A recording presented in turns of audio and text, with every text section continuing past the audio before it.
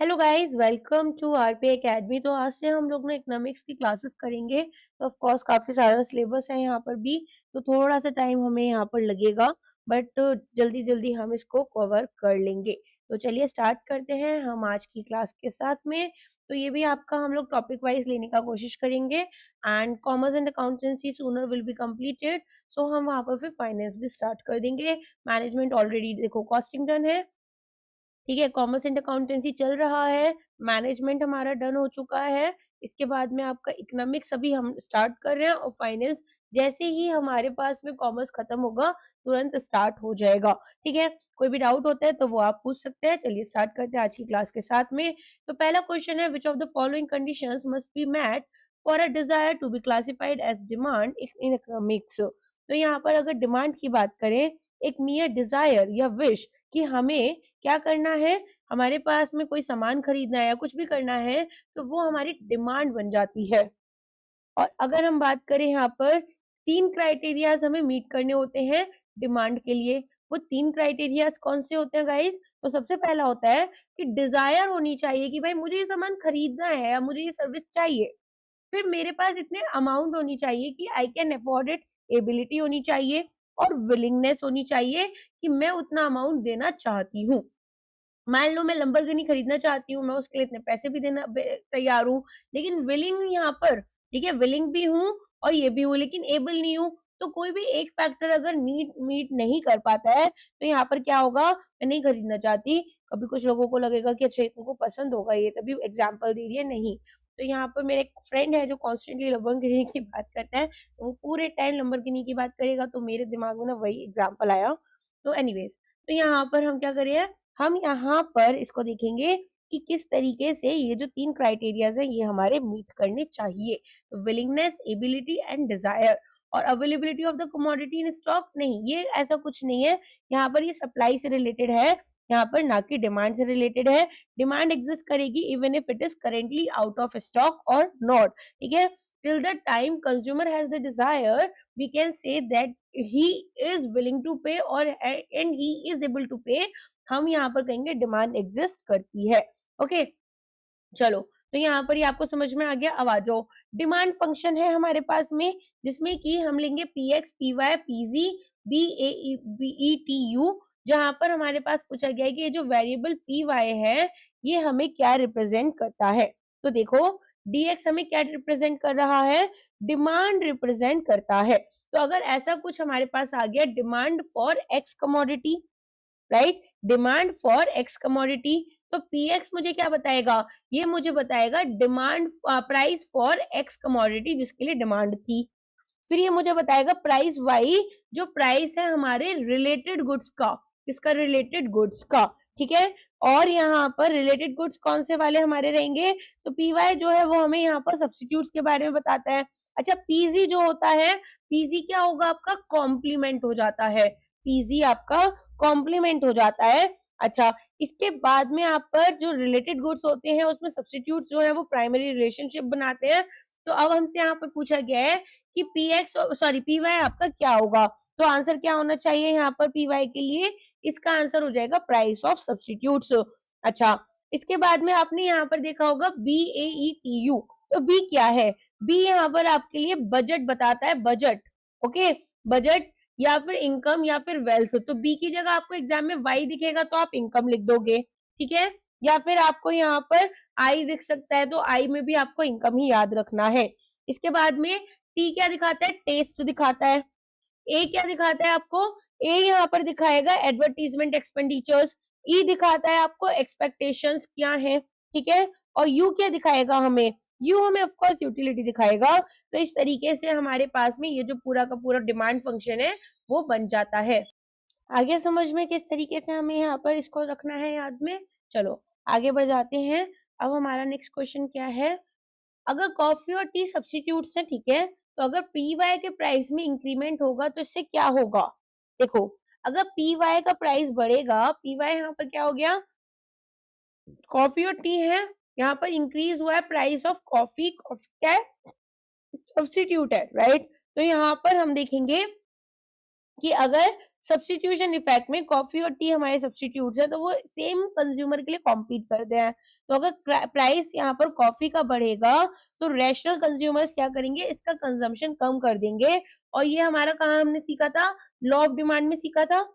अब यहाँ पर देखो, अगर यहाँ पर आपका कंज्यूमर स्विच करता है टू रिलेटिवली चीपर ऑल्टरनेटिव, तो वो यहाँ पर टी की तरफ जाएंगे।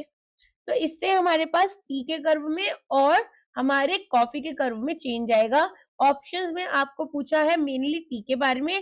टी का अगर नहीं बैठेगा तो हम डिमांड कर्व हमारा कॉफी का देखेंगे। तो सबसे पहले देखते हैं कि यहाँ पर किस तरीके से इम्पैक्ट आएगा। तो डिमांड जो है टी के लिए, डिमांड बढ़ गई। अगर डिमांड बढ़ जाती है, क्यों बढ़ रही है, क्योंकि प्राइस में तो चेंजेस आए नहीं है, क्योंकि यहाँ पर सब्स्टिट्यूशन इफेक्ट है। तो डिमांड यहाँ पर बढ़ रही है other than price factors, non price factors की वजह से बढ़ रही है। और अगर नॉन प्राइस फैक्टर्स की वजह से डिमांड में चेंज आता है, तो हम देखते हैं कि एक शिफ्ट होता है। मूवमेंट कब होती है, जब हमारे पास में प्राइस फैक्टर्स में चेंज आता है। देखो याद रखना, शिफ्ट होगा जब प्राइस फैक्टर्स में, सॉरी, जब नॉन प्राइस फैक्टर्स में चेंज आता है, और मूवमेंट होती है जब प्राइस फैक्टर्स में चेंज आता है। समझ में आ गया। तो क्योंकि डिमांड बढ़ रही है, तो कर्व आपका किस साइड जाना चाहिए, यहाँ पर आपका राइटवर्ड शिफ्ट ले लेगा कर्व। ठीक है, तो कर्व आपका राइटवर्ड शिफ्ट जाएगा। एंड हम देखते हैं कि हमारे पास में यहाँ पर डाउनवर्ड मूवमेंट नहीं, लेफ्टवर्ड शिफ्ट कब होती है, जब डिमांड कम होती। तो ये हमारी कॉफी के साथ होता, राइटवर्ड शिफ्ट होगा हमारे पास में इसका। ठीक है, अगर कोई चेंज नहीं है, अच्छा शिफ्ट भी नहीं होता यहाँ पर आपके पास में जो कॉफी है, कॉफी में क्या होता, क्योंकि कॉफी यहाँ पर आपकी जो क्वांटिटी डिमांडेड है वो गिर जाती, तो हमारे पास में यहाँ पर हमने क्या करना होता, हमारे पास में डाउनवर्ड हमारी चली जाती, जो हमारा कॉफी की डिमांड थी, राइट। कॉफी की डिमांड हमारी कम होती चली जाती। चलो, तो अब आप यहाँ पर क्या देखेंगे, आप देखेंगे कि एक राइटवर्ड शिफ्ट हमारे पास टी के लिए हुआ है। नेक्स्ट क्वेश्चन आपसे पूछ रहे हैं ये, Which of the following best describes the income effect of an inferior goods? तो यहाँ पर हमारे पास में, एक सेकंड, कोई एक क्वेश्चन कम हो गया क्या? हाँ सही है, सही है, ठीक है, मुझे लगा एक क्वेश्चन शायद मैंने कम पढ़ाया। हाँ, विच of the following best describes the income effect on an inferior good. Inferior goods कौन से होते हैं, जो एक इनवर्स रिलेशनशिप रखते हैं कंज्यूमर की इनकम के साथ में, राइट। अगर कंज्यूमर की इनकम जो है वो यहाँ पर कम होती है तो इनका कंजम्पशन बढ़ जाता है, अगर कंज्यूमर की इनकम यहाँ पर बढ़ती है तो इनका कंजम्पशन गिर जाता है। तो हम देखते हैं कि जब एक कंज्यूमर की इनकम बढ़ी, उनकी परचेजिंग पावर बढ़ी, परचेजिंग पावर बढ़ी, तो वो सस्ते या खराब क्वालिटी का सामान नहीं लेना चाहते, रेदर बेटर क्वालिटी या फिर हायर क्वालिटी ऑल्टरनेटिव्स और बेटर से नॉर्मल गुड्स की तरफ जाना चाहते हैं। तो आप देखेंगे हमारे पास में कि ये लोग अब इंफीरियर गुड्स को खरीदना बंद कर रहे हैं, तो यहाँ पर जो डिमांड है, डिमांड आपकी गिर जाएगी।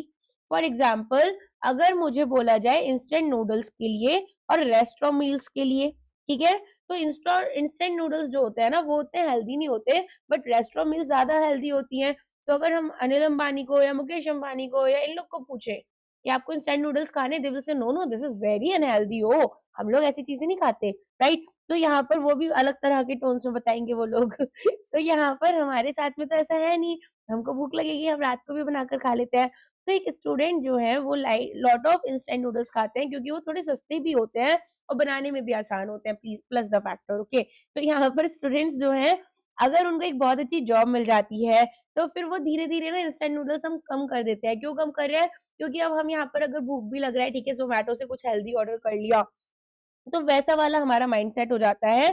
तो आप देखेंगे कि जो डिमांड है इंस्टेंट नूडल्स की वो गिर रही है जैसे जैसे इनकम बढ़ रही है।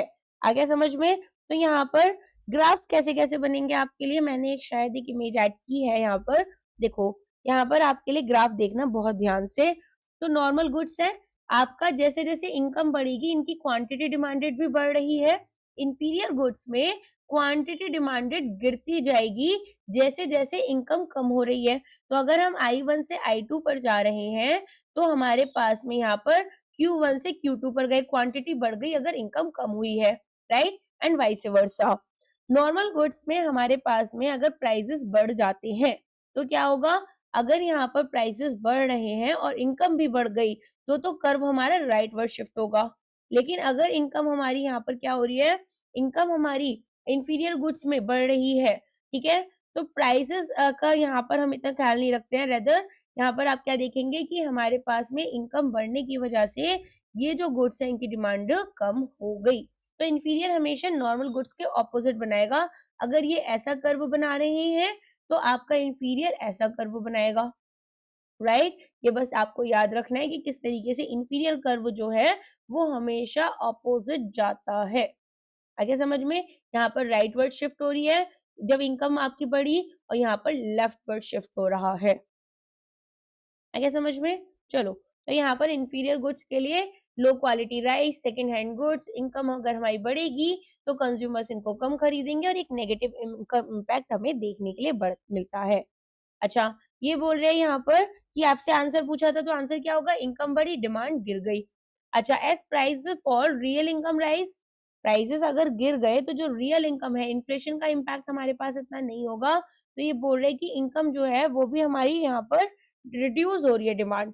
तो अगर हम देखें ये भी तो एक यहाँ पर आंसर है, तो आप अब इसको कंफ्यूज कर सकते हो एग्जाम में।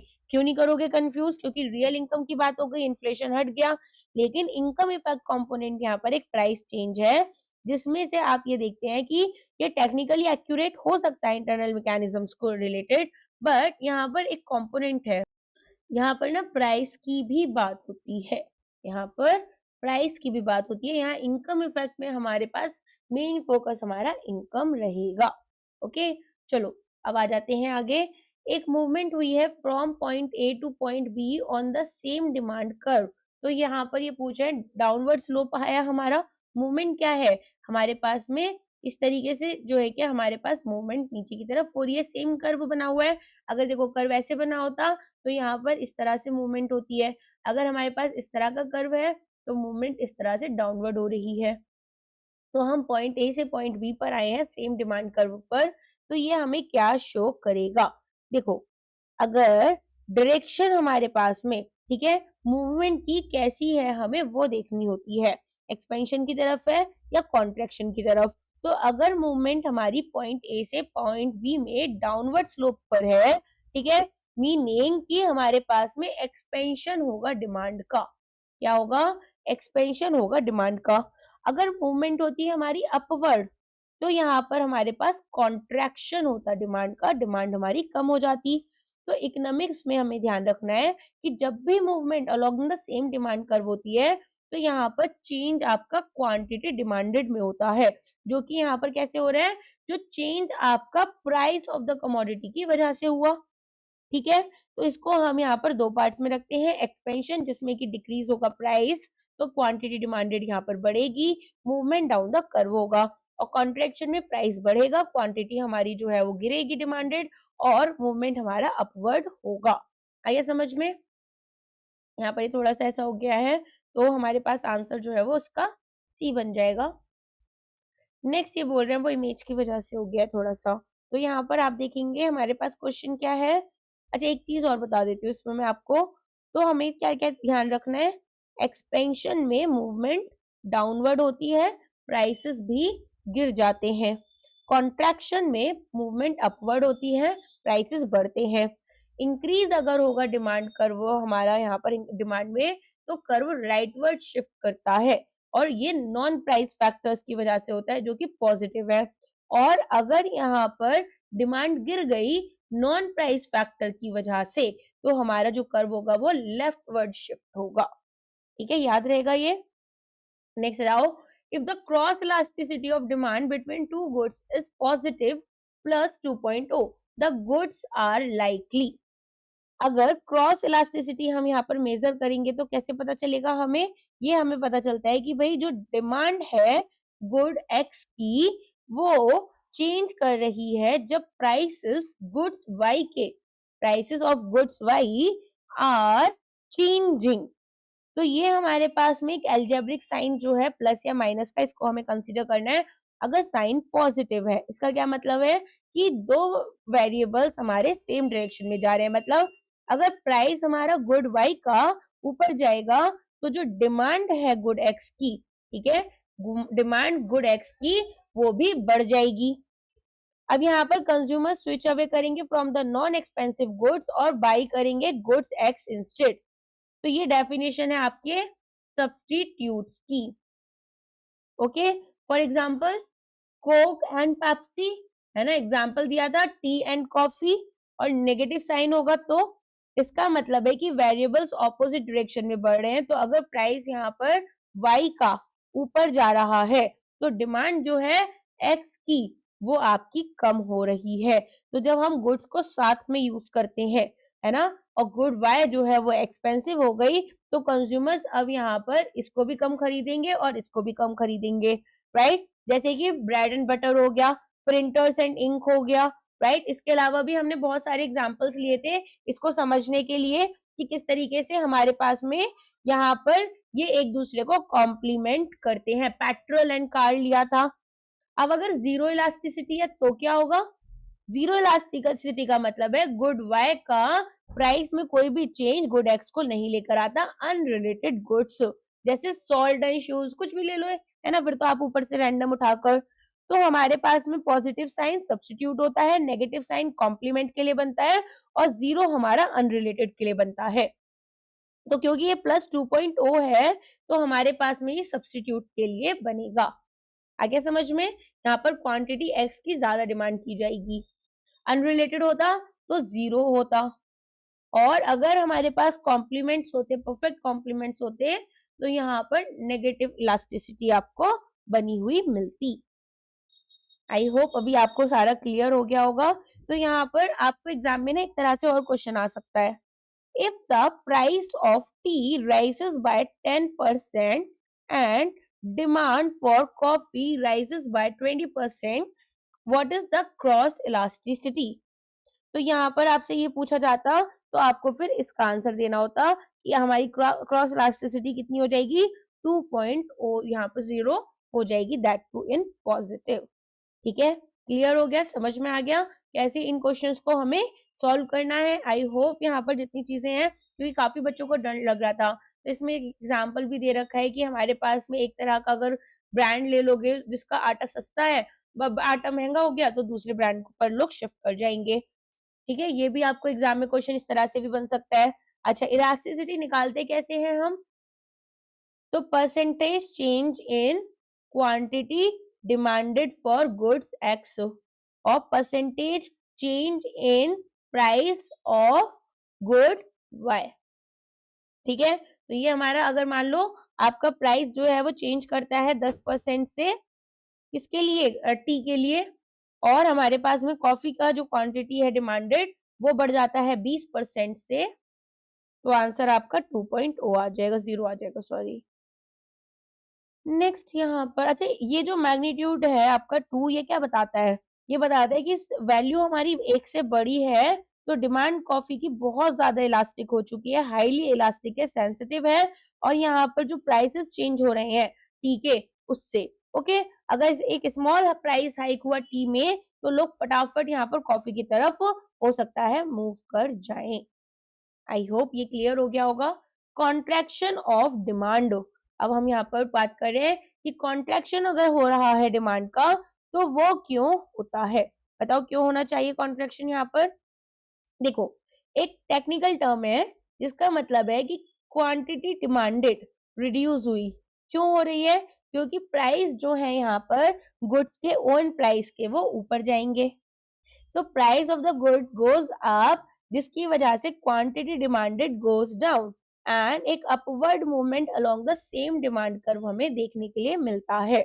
ओके, अब यहाँ पर हमारे पास में क्या क्या ऑप्शंस है? Decrease in the income of the consumer, increase in the price of the commodity itself, right. यही हमारा आंसर बन जाएगा, क्योंकि हमारे पास में यहाँ पर कॉन्ट्रैक्शन क्यों हुआ, रीजन पूछा है। तो कॉज क्या है हमारा कि यहाँ पर जो प्राइस था वो आपका ऊपर गया था, इसकी वजह से डिमांड नीचे आ गई। अब यहाँ पर इन्होंने कुछ और भी चीजें बोल रखी कि भी डिक्रीज हुआ हमारा इनकम ऑफ द कंज्यूमर, या फिर हमारे पास में डिक्रीज हुआ price of the commodity self, या इंक्रीज हुआ price of a complementary goods, या फिर प्राइस ऑफ सब्स्टिट्यूट। तो देखो ये जो तीन चीजें हैं, ठीक है, ये तीन चीजें हमारे पास में क्या बना रही है, ये बनाती हैं हमारे पास में डिक्रीज इन डिमांड, लेकिन ये लेफ्टवर्ड शिफ्ट की तरफ लेकर जाएंगी। तो मूवमेंट क्यों होती है और शिफ्ट क्यों होता है वो मैंने आपको बहुत अच्छे से समझा दिया है। ठीक है, डिमांड हमारी कम हो जाएगी और यहाँ पर हमारे पास में इसको हम एक डिक्रीज इन डिमांड बोलेंगे। एक्सपेंशन हमारा कब हो रहा है, जब प्राइसेस हमारे कमोडिटी के खुद ही डिक्रीज हो गए। Which of the following factors will cause a leftward shift in the demand curve? इनमें से कौन सा फैक्टर एक लेफ्टवर्ड शिफ्ट लेकर आएगा डिमांड कर्व में?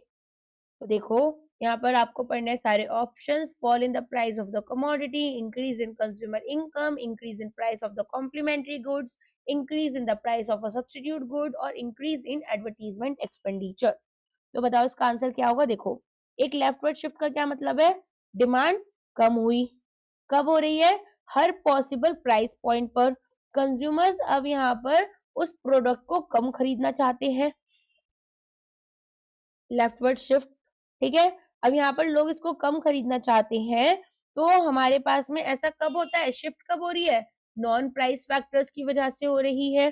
तो अगर नॉन प्राइस फैक्टर्स की वजह से ऐसा हो रहा है तो हमारे पास में कॉम्प्लीमेंट्री गुड्स को हम साथ में जैसे यूज कर रहे थे, bread and butter, car and petrol. ठीक है, तो एक तो हमारे पास ये वो बनेगा, या फिर हमारे पास में जैसे प्राइस अगर मान लो एक गुड्स का बढ़ गया, फॉर एग्जाम्पल इंक का प्राइस बढ़ गया, बहुत ज्यादा बढ़ गया, तो लोग यहाँ पर फिर क्या देखेंगे कि जो टोटल कॉस्ट है प्रिंटर यूज करने की, उस प्रिंटर को यूज करने की टोटल कॉस्ट बढ़ गई, जिसकी वजह से लोग अब यहाँ पर इसको कम यूज करना चाहते हैं।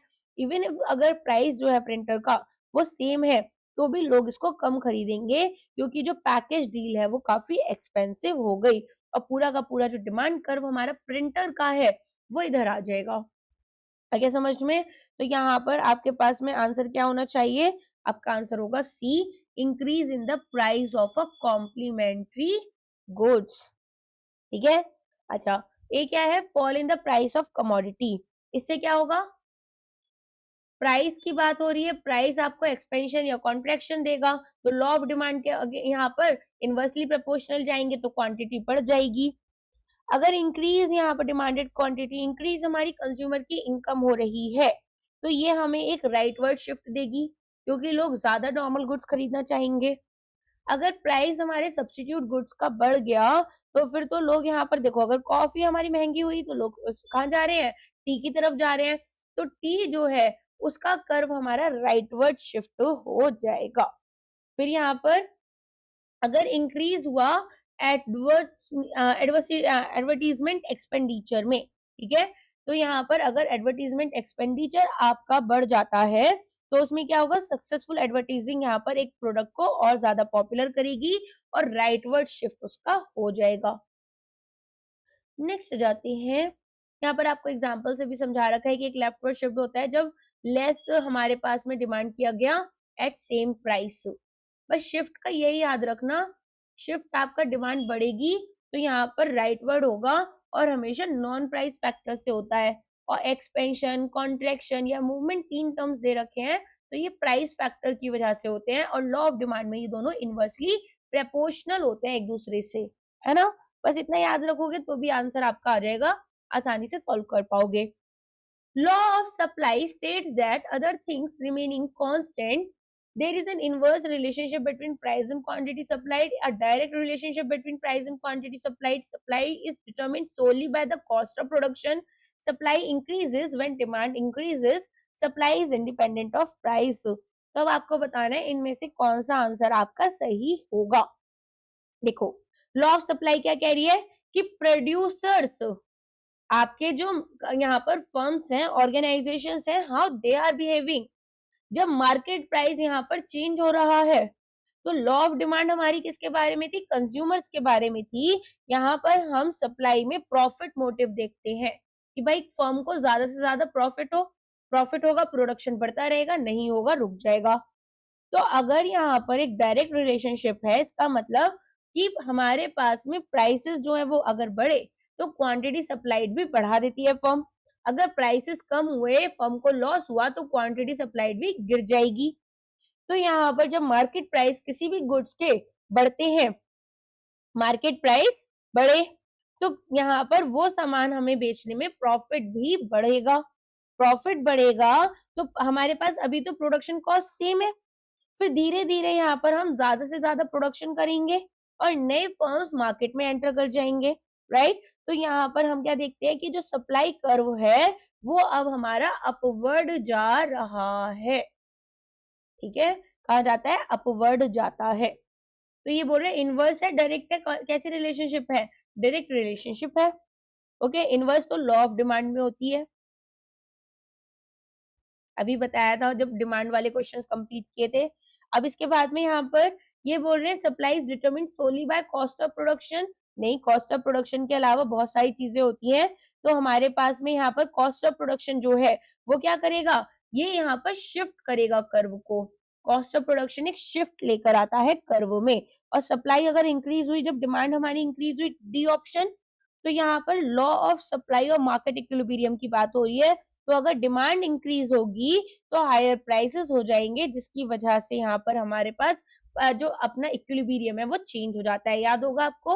और supply is independent of price, तो ऐसा तो नहीं होता है, ये यहाँ पर हाईली सेंसिटिव होती है रेदर। नेक्स्ट क्वेश्चन है, यहाँ पर आपको पूरा दे रखा है इन्होंने, higher price, higher profit incentive, higher supply. In case of perfect substitutes, the cross elasticity of demand is 0, infinite, negative, 1 और inelastic। देखो, परफेक्ट सब्स्टिट्यूट्स क्या होते हैं? वो गुड्स जो कि कंज्यूमर आइडेंटिकल मानते हैं, जैसे कोलगेट और आपका पेप्सोडेंट हो गया, इंटरचेंजेबल है। दो डिफरेंट हमारे पास में अगर मान लो ब्रांड्स हैं, जैसे कि टाटा सॉल्ट है और एक और कोई यहाँ पर ब्रांड ले लो, मेरे दिमाग में भी नहीं आ रहा कोई सॉल्ट हो। अभी कैच का आया है ना एक सॉल्ट, यहाँ पर पिंक सॉल्ट, वो ले लेते हैं, ठीक है। तो हमारे पास में दो डिफरेंट ब्रांड्स हैं, कॉमन टेबल सॉल्ट के, या दो आइडेंटिकल चीजें हैं हमारे पास में, तो एक्सट्रीम सेंसिटिविटी देखने के लिए मिलेगी। अगर एक ब्रांड अपने प्राइसेस बढ़ा देगा, एक एग्जांपल ले लेते हैं, ठीक है, तो दो एडटेक्स हैं, दोनों यहाँ पर ऑलमोस्ट सेम क्वालिटी देते हैं, ठीक है, सेम टाइप के फैकल्टीज है, सिमिलर पढ़ा रहे हैं। एक बहुत महंगे कोर्सेज भेजती है, 10,000, 15,000, 20,000, ठीक है, और दूसरा यहाँ पर कोर्सेज के प्राइसेस नॉमिनल रखती है, 2,000, 2,500। तो कंज्यूमर्स कहाँ जाएंगे? ऑफकोर्स जो भी यहाँ पर आपको सेम क्वालिटी में सस्ते में दे रही है। अपना खुद का पर्सपेक्टिव से सोचो, तो यहाँ पर जो गुड्स हैं वो आइडेंटिकल हैं, कंज्यूमर उसको चूज करेगा जो कि चीपर वन है, क्वालिटी प्रोवाइडेड द सेम है। अब स्विच मैकेनिज्म क्या होता है कि अगर प्राइसेस हमारे गुड वाई के बढ़ गए बाय अ टाइनी फ्रैक्शन, एक सेकेंड सॉरी, हाँ, प्राइसेस, एक सेकेंड, मुझे ये पेन का टिप क्यों नहीं दिख रहा, हाँ, यहाँ पर प्राइसेस जो हैं गुड वाई के बढ़ गए by even a tiny fraction, तो जो प्राइस है गुड एक्स का वो हमारा यहाँ पर सेम है। प्राइस पी वाई तो बढ़ गया, पी एक्स हमारा सेम है। कंज्यूमर्स अब फटाफट से गुड वाई को खरीदना बंद कर देंगे, इसकी क्वांटिटी हमारी ऑलमोस्ट जीरो हो जाएगी या फिर नेग्लिजिबल हो जाएगी, और इसकी जो क्वांटिटी है वो बढ़ जाएगी। सारे कंज्यूमर्स धीरे धीरे इधर स्विच कर जाएंगे। तो हमारे पास में अगर स्मॉल चेंज होता है, दैट इज नियर 0% चेंज हो रहा है in the price of goods Y, ठीक है, तो एक मैसिव इनफाइनाइट परसेंटेज चेंज हमें देखने के लिए मिलेगा quantity demanded for good x, okay. यहाँ पर बहुत छोटे से चेंज से भी यहाँ पर हमें बहुत डिफरेंस देखने के लिए मिलता है। तो ई एक्स वाई जो है वो आपको percentage change in quantity of X बताता है, और ये percentage change in price of Y आपको बताता है, जो कि आपका कैसा आना चाहिए, यहाँ पर आपका इन्फिनिटी की तरफ आएगा या बहुत हाई आएगा। आगे समझ में किस तरीके से इसको सॉल्व करना है, तो एक बार इसको ग्राफ से समझे। देखो, परफेक्ट सब्स्टिट्यूट्स आपके अगर हैं, तो परफेक्ट सब्स्टिट्यूट्स में क्या होगा, गुड एक्स का क्वांटिटी बढ़ता चला जाएगा जैसे जैसे प्राइसेस गुड वाई के बढ़ रहे हैं, ठीक है।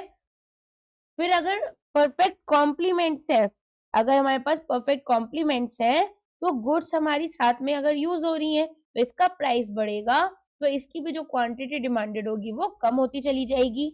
और इम्परफेक्ट सब्स्टिट्यूट्स है, ठीक है, अगर हमारे पास में इम्परफेक्ट सब्स्टिट्यूट्स हैं, तो कंज्यूमर्स यहाँ पर केवल तब स्विच करेंगे जब बहुत ही रिलक्टेंट है। फॉर एग्जाम्पल, किसी को कॉफी बहुत ज्यादा पसंद है, उसे चाय का टेस्ट ही नहीं पसंद। अब चाय एकदम ही हाई लेवल पहुंच गई कि भाई बिल्कुल ही अफोर्डेबल नहीं बची, तभी वो कहाँ जाएगा, आपका कॉफी की तरफ जाएगा। तो ये हमारे पास में यहाँ पर किस तरह से बनते हैं, वीक सब्स्टिट्यूट जो कि लो पॉजिटिव रहते हैं। कंज्यूमर स्विच तो कर रहे हैं लेकिन बहुत ही रिलक्टेंट होकर कर रहे हैं।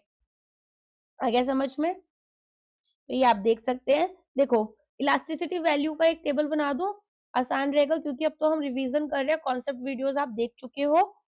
परफेक्ट सब्स्टिट्यूट अगर है, क्या है, परफेक्ट सब्स्टिट्यूट अगर है तो आपका ये इनफाइनाइट बनेगा। कंज्यूमर स्विच कर रहे हैं completely for any price change.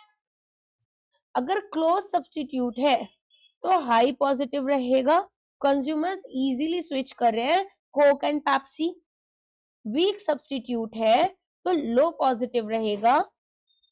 क्या इलास्टिसिटी वैल्यू की बात हो रही है, कभी सोचो क्या बात हो रही है, ठीक है। और कंज्यूमर स्विच कर रहे हैं लेकिन थोड़ा रिलक्टेंट मैनर में, ओके। जैसे T and coffee. Unrelated goods की बात करें तो यहाँ पर इलास्टिसिटी 0 हो जाएगी, प्राइस यहाँ पर एक का बढ़ेगा तो कोई इफेक्ट दूसरे पर नहीं आएगा। कॉम्प्लीमेंट्स की बात करें तो ये हमारे पास नेगेटिव होता है, गुड्स हम एक साथ यूज कर रहे हैं जैसे कि ब्रेड एंड बटर, ठीक है। तो ये हमारे पास में यहाँ पर देखने के लिए मिलेगा कि भाई बहुत महंगा हो गया मान लो ब्रेड, तो फिर लोग बटर भी क्यों ही खरीदेंगे पाव भाजी में खाने के लिए। मैं स्टूडेंट्स को कंफ्यूज नहीं करना चाहती, जस्ट मेरे को गंदे गंदे जोक्स याद आ जाते हैं एट टाइम। तो परफेक्ट सब्स्टिट्यूट्स में यहाँ पर कंज्यूमर्स जो है वो एक्सट्रीमली सेंसिटिव होते हैं प्राइस डिफरेंस के लिए। एक एग्जांपल A4 पेपर का दे रखा है आपको, of different brands, one is slightly more expensive, demand आपकी शिफ्ट कर जाएगी entirely to other. Which of the following is not a determinant of supply, इनमें से कौन सा एक सप्लाई का डिटर्मिनेंट नहीं है। Price, input price, technique of production, income of the consumer, taxes and subsidies. तो बताओ क्या होगा, सप्लाई कैसे डिटरमिन करते हैं हम, वो फैक्टर्स जो कि प्रोड्यूसर्स की एबिलिटी कैसी है कि वो यहाँ पर, और विलिंगनेस भी कैसी है कि वो गुड्स यहाँ पर जो हमारे ऑफर किए जा रहे हैं सेल करने के लिए, ठीक है, वो यहाँ पर सेल करना चाहते हैं। इनकम जो है कंज्यूमर की, वो एक क्लासिकल डिटर्मिनेंट हमारे लिए डिमांड की बनती है। तो प्राइस ऑफ द कमोडिटी जो होगा वो तो क्वांटिटी सप्लाइड हमें डिफाइन कर कर देता है। Input prices cost of production है, कॉस्ट ऑफ रॉ मटेरियल अगर हाई होगी या लेबर का प्राइस हाई हो गया, प्रोडक्शन महंगा हो गया और लेस प्रॉफिटेबल हो गया, तो डिमांड जो है क्वांटिटी सप्लाई जो है वो कम हो जाएगी। टेक्निक्स ऑफ प्रोडक्शन, टेक्नोलॉजी, जितनी ज्यादा टेक्नोलॉजी उतना ज्यादा प्रोडक्शन। जैसे एआई आ गया है तो आप देख रहे हैं काफी प्रोडक्शन बढ़ता जा रहा है, तो यहाँ पर एटलीस्ट सर्विस सेक्टर में, कंसल्टेंसी सेक्टर में, तो यहाँ पर जो टेक्निक ऑफ प्रोडक्शन है वो भी इंपॉर्टेंट है। फिर बोल रहे हैं इनकम हमारे कंज्यूमर की, ऑफ कोर्स ये हमारे लिए एक नॉन प्राइस फैक्टर है बट एक इम्पॉर्टेंट फैक्टर है। ये डिटरमिन करता है कि कैसे कंज्यूमर यहाँ पर बाई करेगा। तो इनकम अगर शिफ्ट होगी तो डिमांड कर्व शिफ्ट होगा हमारा, ठीक है। तो ये भी ऑफ कोर्स सप्लाई से रिलेटेड नहीं है। अच्छा, हम लोग तो सप्लाई के बारे में पढ़ रहे थे। और टैक्सेस एंड सब्सिडीज हम बात करें तो टैक्सेस एंड सब्सिडीज में आपके पास क्या होगा, गवर्नमेंट जो है वो एक एडिशनल कॉस्ट ऐड कर रही है, लेकिन सब्सिडीज जो है वो कॉस्ट रिडक्शन हमें कर कर देती है। तो यहाँ पर हमसे पूछा था कि डिटर्मिनेंट ऑफ सप्लाई इनमें से कौन सा नहीं है, तो वो जो डिमांड वाला होगा वो हमारा डिमांड को डिसाइड करेगा, ना कि सप्लाई को। समझ में आ गया? चलो आगे बढ़ते हैं, थक गए। What happens to the demand curve when there is an increase in the GDP of a country? जब आपकी जीडीपी यहाँ पर कंट्री की बढ़ जाती है, ठीक है, तो यहाँ पर जो क्वांटिटी है हमारी डिमांड की उस पर क्या इम्पैक्ट आएगा। तो देखो, सबसे पहले तो हमें ये समझना है कि भाई जीडीपी जो है वो आपका अगर, ठीक है, बढ़ेगा तो क्या होगा। सबसे पहले तो हमारे पास में यहाँ पर जीडीपी क्या बताता है, total value of goods and services produced in a country that we get in the market. Actually हमें मार्केट प्राइस पता चलता है। तो अगर जीडीपी हमारा इंक्रीज हो रहा है, इसका मतलब है कि इकोनॉमिक ग्रोथ हमारी बढ़ रही है और हायर नेशनल इनकम है और हायर लेवल ऑफ एम्प्लॉयमेंट है, ठीक है। लेकिन अगर बात करें परचेजिंग पावर की तो जीडीपी बढ़ेगा, एवरेज इनकम कंज्यूमर्स की जनरली हाई होती है। इंडिया की बात नहीं कर रहे शायद हम, नॉर्मल गुड्स की बात करें तो फॉर मोस्ट गुड्स, जो नॉर्मल गुड्स होती हैं वहां पर इंक्रीज हमारी इनकम में देखने के लिए मिलता है, जिसकी वजह से हमारे पास में इंक्रीज इन डिमांड होगा। डिमांड बढ़ेगी तो हमारे पास में जो चेंज है वो एक factor other than price of the good itself होगा एंड एंटायर डिमांड कर्व हमारा शिफ्ट कर जाएगा। तो अगर इंक्रीज हुई डिमांड में तो एक राइटवर्ड शिफ्ट हुआ, राइटवर्ड शिफ्ट हुआ तो जो प्राइस लेवल है, ठीक है, उसमें लोग अब ज्यादा विलिंग और एबल होते हैं कि वो बाई कर सकते हैं देन दे वर बिफोर।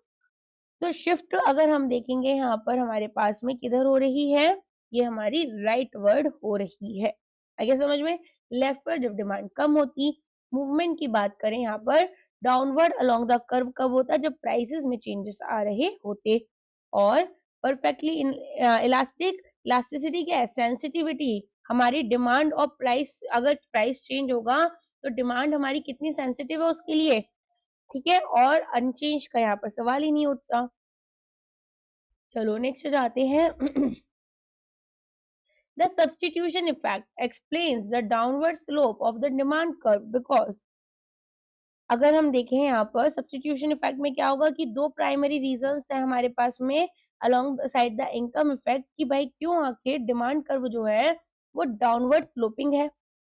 ये रिलेटिव प्राइस चेंज के ऊपर ध्यान देता है बिटवीन कॉम्पिटिटिंग गुड्स। तो जब प्राइसेस हमारे गुड एक्स के गिर जाते हैं और प्राइसेस हमारे सब्स्टिट्यूट के सेम रहते हैं तो गुड एक्स हमारी चीपर हो जाती हैं। कंज्यूमर रैशनैलिटी, यहाँ पर most bank for the bank, ये पता है बैंक फॉर द बक आपको, ठीक है, मतलब हमें हर एक कॉइन से मैक्सिमम यहाँ पर यूटिलाइजेशन मिल पाए, इसके लिए कंज्यूमर्स क्या करेंगे, अब जो आपका एक्सपेंसिव गुड्स था उसको यहाँ पर रिप्लेस कर देंगे चीपर गुड्स के साथ में। तो यहाँ पर उनको क्या चाहिए, उनको चाहिए कि भाई क्वांटिटी जो है डिमांडेड हमारे पास गुड एक्स की यहाँ पर बढ़ गई क्योंकि यहाँ पर प्राइस जो था वाई का बढ़ गया था, ठीक है। तो हमारे पास में यहाँ पर हम क्या देखते हैं, सब्स्टिट्यूशन इफेक्ट तो होता है।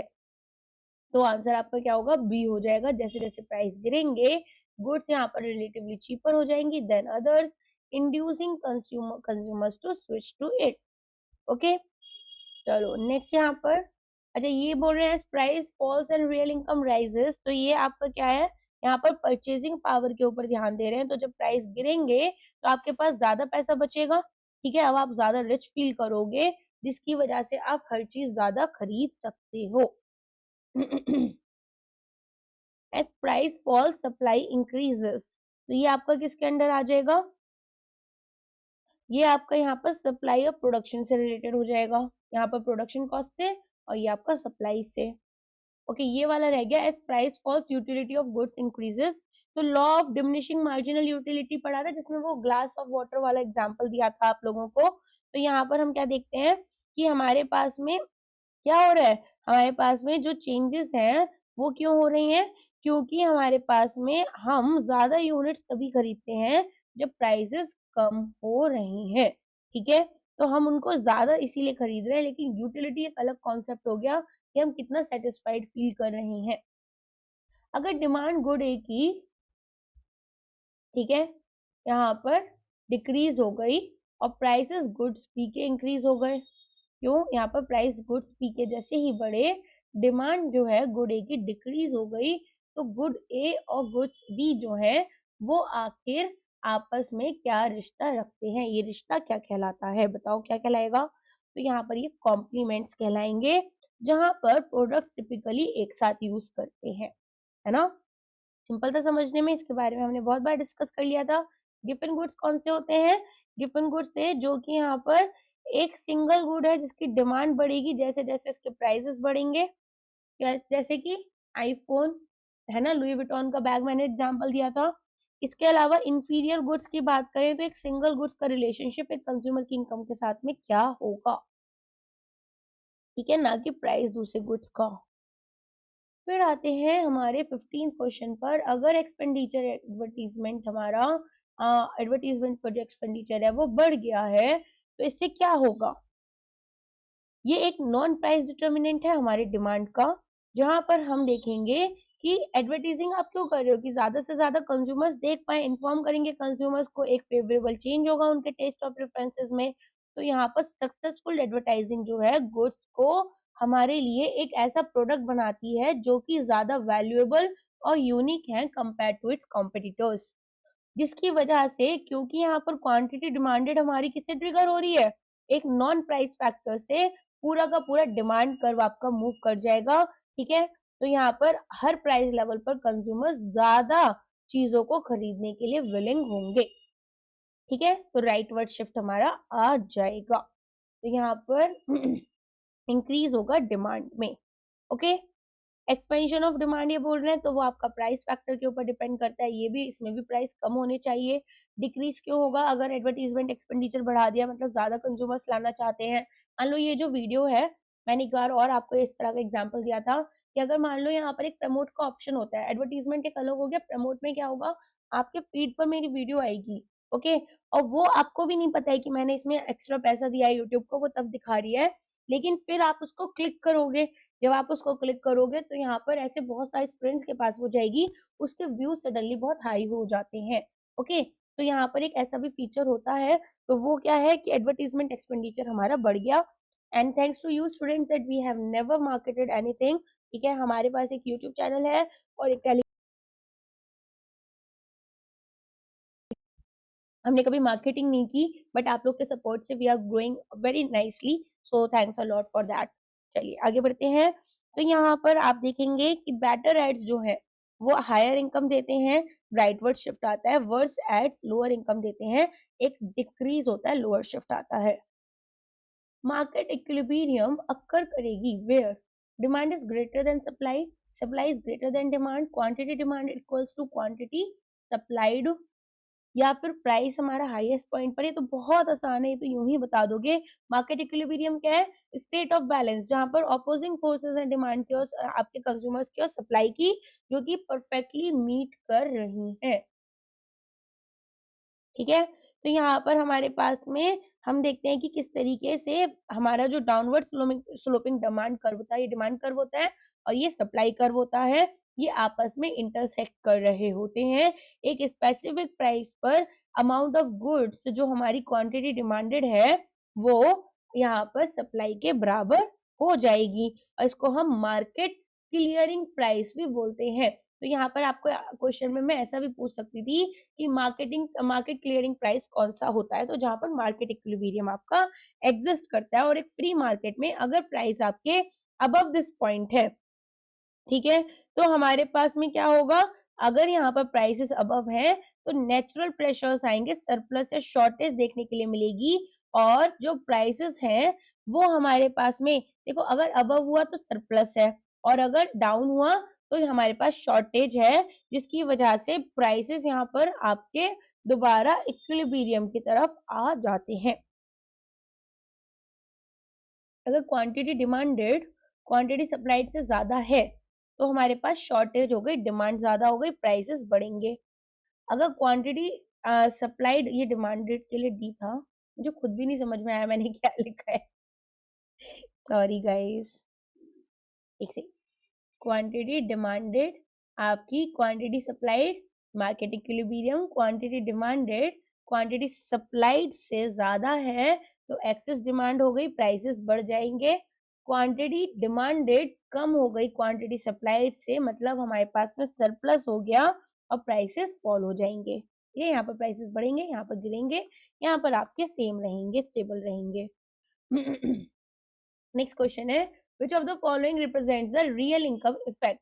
Switching to a cheaper substitute, buying more of a good because its price fell, effectively increasing purchasing power, buying more because nominal salary increase हुई है, buying less due to tax hike, और एक और option है वो छोड़ देते हैं, अभी हम यहीं से डिस्कस कर लेते हैं। तो अब आगे बढ़ते हैं, यहाँ पर क्या आंसर आपका होना चाहिए। रियल इनकम इफेक्ट क्या होता है, देखो रियल इनकम इफेक्ट में हमारे पास में एक चेंज होगा डिमांड के अंदर, क्यों होगा, क्योंकि जो कंज्यूमर की परचेजिंग पावर थी वो यहाँ पर चेंज हो रही है। तो अगर यहाँ पर क्यों हो रही है, क्योंकि प्राइसेस में चेंजेस आए हैं। ठीक है, अब प्राइस चेंज में देखो, अगर हमारे पास में हम कुछ भी एक गुड है जो कि रेगुलरली बाय करते हैं, जैसे ब्रेड ले लो या फिर यहाँ पर पेट्रोल ले लो अपनी कार वगैरह के लिए, तो अगर इनका प्राइस डिक्रीज होगा तो ऐसा नहीं है कि आपको सच में कोई आपकी इनकम बढ़ा दी, आपकी सैलरी बढ़ गई एक्सेट्रा, रेदर यहाँ पर आपकी परचेजिंग पावर बढ़ गई, क्योंकि अब ये सस्ता हो गया पेट्रोल, तो आपके पास में डिस्पोजेबल इनकम बेटर हो गई, राइट। तो यहाँ पर हमारे लिए थोड़ा सा हम ऐसे कह सकते हैं कि हम अमीर हो जाएंगे, रिचर हो जाएंगे, और अब हम ज्यादा चीजों को अफोर्ड कर सकते हैं with the exact same amount of money जो हमारे पास पहले थी। तो यहाँ पर ये हमारे पास क्यों है, क्योंकि लोअर प्राइस जो है वो रियल इनकम इफेक्ट का यहाँ पर एसेंस बनाते हैं। तो आपका आंसर क्या होना चाहिए, buying more of a goods price because it price fail effectively increasing purchasing power. अगर हम ऑल्टरनेटिव सब्स्टिट्यूट की तरफ स्विच करेंगे तो ये सब्स्टिट्यूशन इफेक्ट कहलाएगा, जहां पर रिलेटिव कॉस्ट एक गुड्स की कंपेयर टू अदर ज्यादा कम हो जाती है। अगर हम देखें यहाँ पर हमारे पास में buying more because nominal salary increase हुई, तो नॉमिनल का मतलब आपका एक तो इन्फ्लेशन से रिलेटेड हो जाता है, इनकम इफेक्ट आ गया जिसमें कि जो लॉ ऑफ डिमांड है वो आपकी यहाँ पर क्या हो रही है, प्राइसेस चेंज हो रहे हैं उसके अकॉर्डिंग होगी आपकी एग्जिस्टिंग इनकम में कोई चेंजेस आए, क्योंकि buying less due to a tax hike. तो यहाँ पर डिमांड कर्व हमारा एक्सटर्नल फैक्टर जैसे कि टैक्स है उसमें चेंजेस आने की वजह से शिफ्ट हुआ है, तो ये एक इंटरनल मैकेनिक्स नहीं होगी कि कैसे हमारे वॉलेट पर इम्पैक्ट आएगा।